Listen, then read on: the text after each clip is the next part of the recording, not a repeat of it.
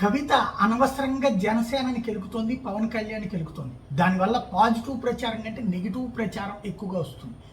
Content writers ఉన్నారు, వాళ్ళ దగ్గర క్లారిటీగా మాట్లాడగలిగే వాళ్ళు ఉన్నారు. తెలంగాణలో మరింత ఎక్కువ మంది ఉన్నారు. అది గుర్తుపెట్టుకోవాలి కవిత. రాజకీయంగా మాట్లాడాలంటే ఖచ్చితంగా నీ సిద్ధాంతం ఏంటి, నీ విధానం ఏంటో చెప్పుకో, జనం దగ్గరికి వెళ్ళు. ప్రభుత్వాన్ని విమర్శించు, ప్రతిపక్షం కాదు నేనైతేనే సరైన ప్రతిపక్షం అని చెప్పు, అది కరెక్ట్గా ఉంటుంది.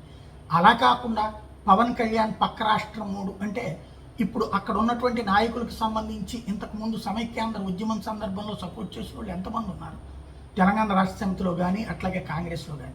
అయితే ఆంధ్ర వాళ్ళు ఎవరిని ఎన్నుకోలేదు, అంతవరకు హ్యాపీ.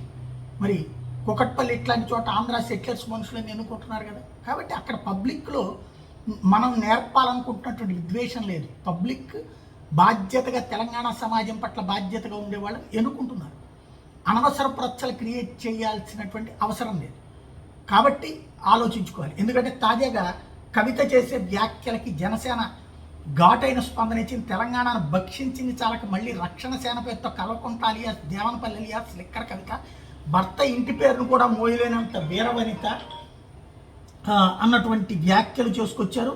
ఇడుపు కాగితం కన్నా కూడా ఇడిచేసిన జీవితం గురించి నీకు బాగా తెలుసు అనుకుంటా. మందు బాటిళ్ల మీద మూతలు తీసి దోచుకునే నీకన్నా నీచం ఇంకొకటి లేదు. తిహార్ జైల్లో చిన్న చెప్పకూడుతో నీ ఒంటికి బాగా పొగరెక్కినట్టుంది. తోడబుట్టిన అన్నను కంటికి రెప్పలా పెంచిన నాన్నని నోటితో చెప్పలేని బూతులు తిట్టి నువ్వు పవన్ కళ్యాణ్ గారి జోలికి వచ్చి మాట్లాడితే చూస్తూ ఊరుకోము. అమరవీరుల కుటుంబాలకు నీ మొహాన్ని చూపించండి అంటూ ఇక దారుణమైనటువంటి పదజాలంతో కూడినటువంటిది పెట్టారు. ఇప్పుడు దీనికి మళ్ళీ కవితకి అనుకూలంగా కొంతమంది తయారై తద్వారా కంట్రోల్ చేస్తారని ఆలోచిస్తుంది ఆవిడ.